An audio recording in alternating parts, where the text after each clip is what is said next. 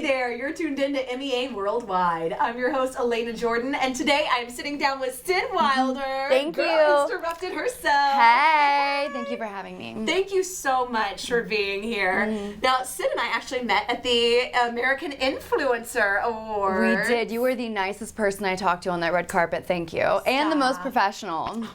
You were my favorite. I don't want to pick favorites. I don't want to pick favorites. You can. She can. We're definitely up there. There's a reason that you're here in the studio now, basically. Thank you. Same. Hey, Southern girl. Yes, represent. You're from Georgia. And she's right? from Alabama. Hold it down, hold it down. Hey. Now, you have an amazing podcast called Girl Insta-Rupted, which is absolutely incredible. What I love about your podcast is that it touches on something that a lot of influencers try to kind of conceal or try to, always be on all the time, and kind of gotten some flack for influencers because they're seen as not being real. Right. You have completely shattered that. Thank you. That was my goal. That was honestly my goal. I got really sick of people just pretending to be something that they're not, and I'm like, no, this is what it is. This is what it's like to live in LA. This is what it's like to pursue this career. And I've gone through a lot of shit, and I think it's really important to talk openly about this, especially with all the suicides, and I'm a suicide survivor, so it's something I'm really passionate about. Now, what do you have to say to people who are, maybe watching, who at home feel that they themselves need to kind of put on airs to be successful on Instagram or be successful, quote unquote, on social media? If you want my 100% honesty, it really just depends on what field you're in. Like, if I was trying to be a doctor or a lawyer or pursue any career where I needed to be taken seriously, that's a whole different ballgame. But since I'm in this position right now, I feel like I can talk openly about that, and it's unfair to those people. I feel like they need to go to therapy and get whatever help they can get when they don't have their professional lives. But people that are in the media that can speak freely and openly absolutely should. I don't know. I know that's not the best answer, but it's an honest answer. I think that's a phenomenal answer, because I think a lot of people, especially young girls, will look at the influencers like yourself. They look at these gorgeous images on Instagram, and they don't necessarily understand that that's not your everyday. No, and that's what I do. I let people know, I have my wig cap on my Instagram before I came over here. I'm like, this is what it takes, okay? It's a lot. I love too that you also always make a point to post things that are about your mental health as well. Like, you post not just photos, but also words and inspiring messages. Yeah. Why do you feel that this is important? Well, my thing is, okay, I'm trying so hard not to curse because I was so close it almost came out.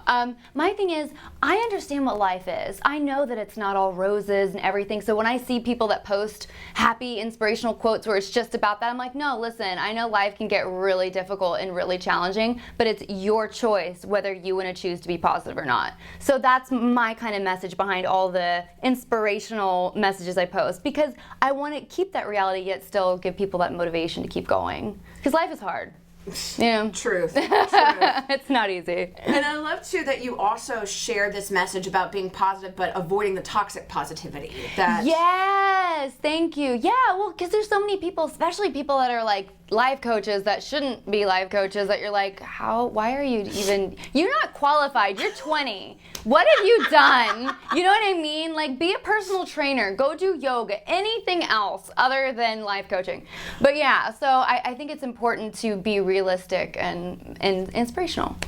So talk a little bit about Girl Insta-Rupted and about what led you to create this amazing, influential, and inspirational podcast. Oh my God, I love you so much. Thank you.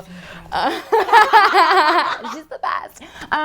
So we're gonna get real. Okay, you ready? So I was 5150 because I was going through a really terrible marriage breakup. I just had cancer in my cervix. I just found that out. I was in a really, really bad narcissistic sociopath relationship. That was my marriage, and then it dissolved. Thank God I had the strength to leave. It took me 7 or 8 times to leave, but it did.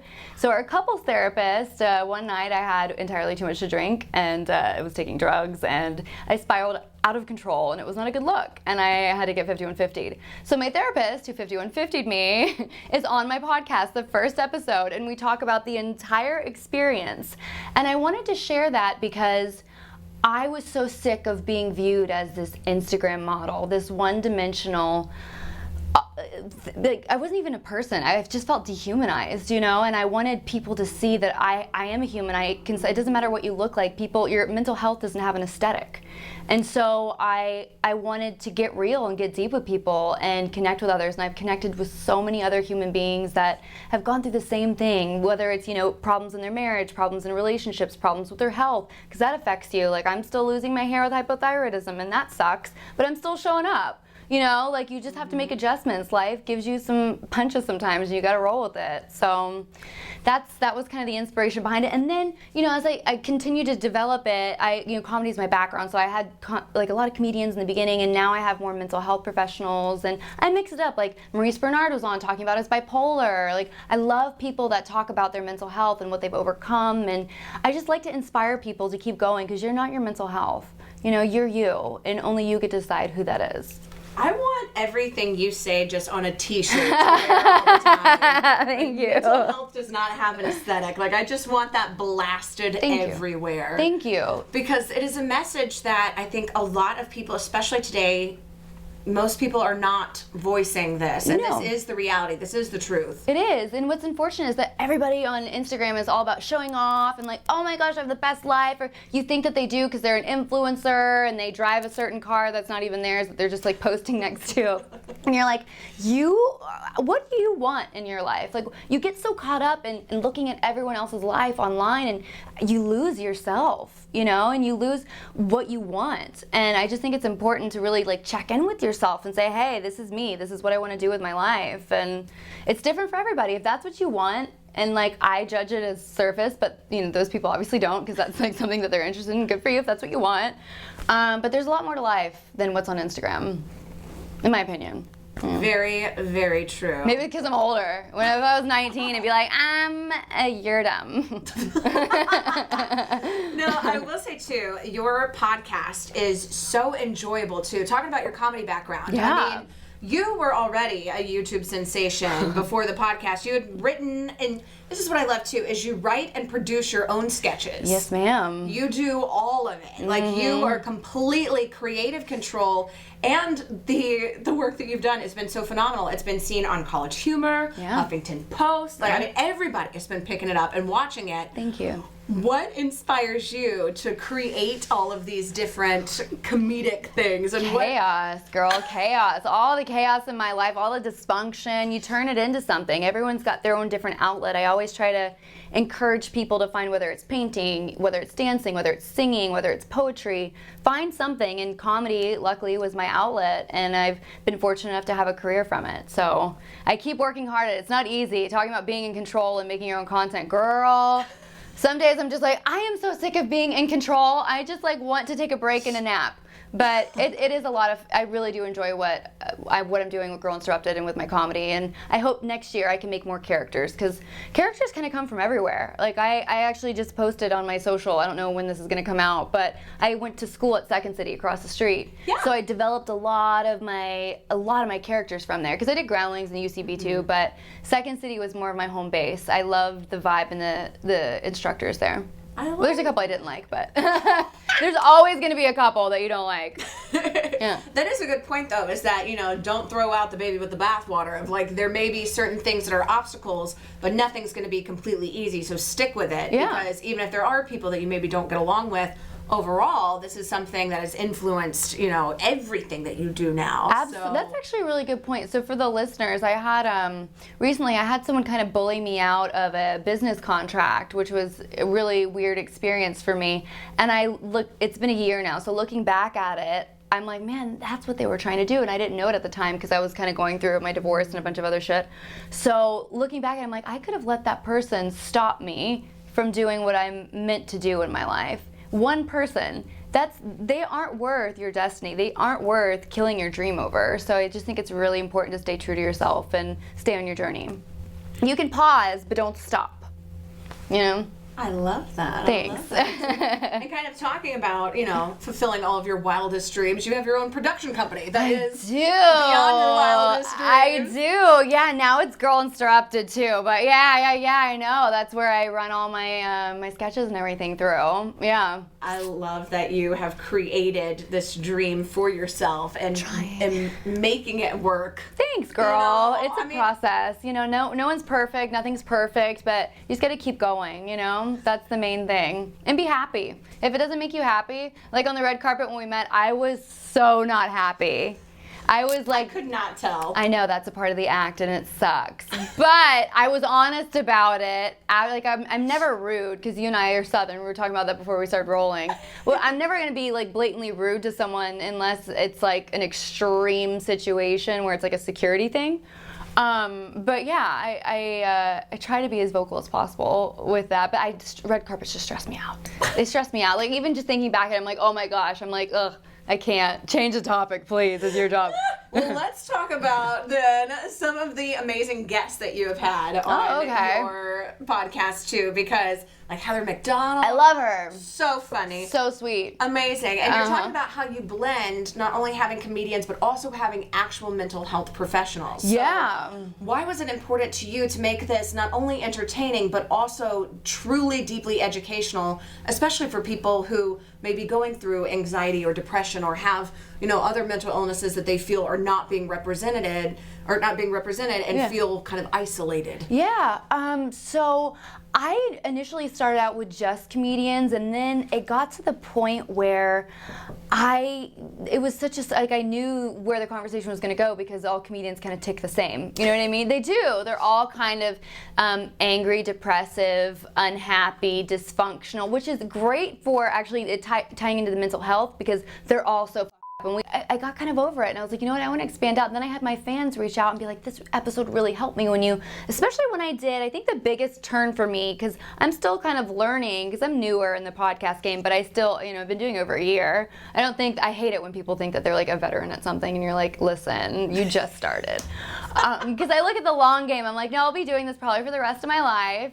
But I noticed that people really opened up to me once I talked about my suicide in depth. So like the first episode was with my therapist, and then I did a rebirth anniversary series where I talked about my mental health, and like I got into the background of how I ended up in that place and why and what I felt. And I can't tell you how amazing that feedback was. So when I got all those notes from everybody, I was like, you know what, I want to start getting doctors on and going deep, because who better to learn from than doctors? And I think it's important to talk to doctors from all different points of view: grief, relationships, sex. I'm a big advocate of being sex positive, and it's just expanded from there. So that's like a long answer, but I'm still learning too, because sometimes you have guests on and you're like, this wasn't the right fit. And then sometimes you're like, oh my gosh, this was like fate or destiny. You know what I mean? You interview people all the time. I'm sure you know what I'm talking about. I always try to ask myself before I interview someone, what is my intention with this interview? And now that I've learned to structure my podcast towards, okay, how can I serve my audience? What can I help educate my audience on? What can this guest bring to them? That's how I try to filter everyone out, because I feel bad when I get I get so many pitches every day with people trying to get on the show, and I feel bad that I'm like, oh, they're not the right fit, and it's hard to say that, but I'm not like that with everybody. But at the same time, at the end of the day, I am running a podcast, and it's like a mini TV show. It really is. It's a production, and I just want someone that's gonna give my audience a great lesson, I love that. I love that you give amazing lessons every time too, because it's something that's so fun to listen to. Thanks, girl. But it does have these moments that are just incredibly real and genuine. I mean, you'll be laughing one second and tearing up the next. Yeah. Where it's like, wow, this is just such an inspirational thing that is so unique, because most people are just it's so surface. I hate that. When I was a little girl, I know where it starts. So I always had to pretend when I was out with my dad and my stepmom that was my mom. So I think that's where it all stemmed from, is me wanting to be so authentic and not having a voice. So I can't bull crap people. I can't. I'm just not that person. I am a straight shooter. I offend a lot of people, and I can't help it. That's just who I am. And you can either take it or leave it, but that's who I'm gonna be, and I'm not gonna change just to appease you. Do you have any advice to people who maybe don't feel that confidence yet, but feel like other people are able to kind of pick at them? Like, what do you have to say as a message to say, find the strength in yourself? Is it worth it? I would ask yourself, is it worth it to speak? Like, okay, so a lot of people are afraid to speak up. And you have to ask yourself, is it worth it? Because sometimes if it's your boss, maybe don't do that. You don't want to lose your job. I get that. But, if it's something that's bothering you and you're changing who you are as a person, and it's not something that you need to not speak on. You need to say something. Speak up. Use your voice. You have it for a reason. Yeah. I love that. I hope that's good advice. I think that is. I got lost halfway in the middle of talking. Does that ever happen to you in interviews? That happens to me all the time. I'm like, shit. Oot, where was I going with that? Man, that was a curse word that turned into something else. Hey, there you go. Yeah. Good save. Good save. PG-13, girl. Trying. And if you could have any guest come onto your podcast, if you could pick anybody in the world, who would be your one awesome or handful of top guests? Mel Brooks. Ooh. Yeah, Carol Burnett, because I love both of them as comedic actors. Dr. Ruth, because she's my spirit animal. I love her so much. I love the way that she talks about sex. I just love everything about her. Right, and Jenny McCarthy, because you gotta love Jenny. Love a girl that can be goofy. Right now, those are at the top of my list. What about you? Who's your dream guest? And Oprah, of course. And Oprah. Yeah. Oprah's the best. I mean, I would say you're a pretty dream guest right now, honestly. You're pretty phenomenal, so. Thank you. You are the best host ever. You're inspiring me. I'm like, girl, I need to up my game. Seriously, I need to up. How do you deal with it on the red carpet? Man, the red carpets for me are really fun because I get to meet people like you. Right. And we get to have these inspirational talks. We get to have these really real moments. Yeah. And I absolutely love that. And then get to expand it and bring it to all of you at home. Yeah. Too. Is there an interview that you've had where you're just like, I can't do anything with this? I can't think of any specific Oh, you ones. can't say. You can't say, but I can. I just can't. I honestly can't think of any specific ones, but I know Really? I can say how great yours was. Oh, thanks, girl. I appreciate it. Sorry, I'm not trying to get negative stuff. I'm just not curious at all. from another host perspective. How does that work? I like talking to another host because we both are asking about each other's lives as well too. It's weird to consider myself a host now. I didn't go to drama school and roll around on the ground and do breathing exercises off of La Brea for hours on end and learn accents to be a host. But I am grateful that it's working out. Didn't you go to drama school too? Yeah, same. Yeah, okay. Same. What was your favorite play that you did? The Rocky Horror Picture Show. I got to be in a Bill Castellino version, and I was a big fan of all of his Broadway and off-Broadway stuff, so I was Columbia. Okay. Hey. What's your favorite role that you've gotten to do? You've done so many different fun acting things on top of, the... Oh, yeah. Yeah, you were in, the End of the World. Oh, yeah, I don't even remember that. Girl, that was so long ago. Anaconda. Ha! My biggest movie to date with the highest grossing paycheck, I might add. I'm just kidding. It was nothing. I don't have one that I've worked for anybody else. I really enjoy doing my own character work. I really love my character work, and that's something that I want to up next year. I'm trying to get better at organizing my time and my schedule so I still have this sketch, Franklin and Francis. You're going to love it when you see it. It's so awkward, so off. You would never realize that it's me, but it's awesome. Franklin and Francis, watch out for that. Hey, heard it here first. Look out for it. Yes. And where can everybody keep up with you, too? You're so sweet. Thank you for asking. You can find me, Sid Wilder, on Instagram or my Instagram child, Girl Insta-Rupted. You can also find exclusive content on my Patreon, Girl Insta-Rupted. And I tweet sometimes if you want to check out Sid Wilder on Twitter. And Facebook is there, but it's not, just don't go there. And if you want to email me any guests or topic info, sid@girlinterrupted.com. I always love hearing from you guys. Thank you so much for having me. You're so sweet. I love too that you are also so vocal with the fans. So literally message her because she will respond. Yeah. It's phenomenal. I want a phone number for people to text because everyone else is doing that. Have you seen that online? No. Oh yeah, everyone's doing the texting thing, and I'm like, someone give me the phone number. I want a phone number, please. You know, it doesn't hurt to ask. Yeah. She's so happy. Do you see the happiness? It's like beaming out of her. I want that right now. It's because of you. You're just such a delight. You make everybody happy. Thanks, babe. Same, girl. Same. If you want to feel good about yourself, listen to Girl Insta-Rupted. Get some good positivity. I love it. Thanks, girl. Not the toxic positivity, the good, healthy positivity. Yeah, the realistic positivity. Real stuff. Yeah. And be sure to check out all of our other real interviews at MEA Worldwide. That's MEAWW.com. Until next time, I'm Elena Jordan. Have a good day.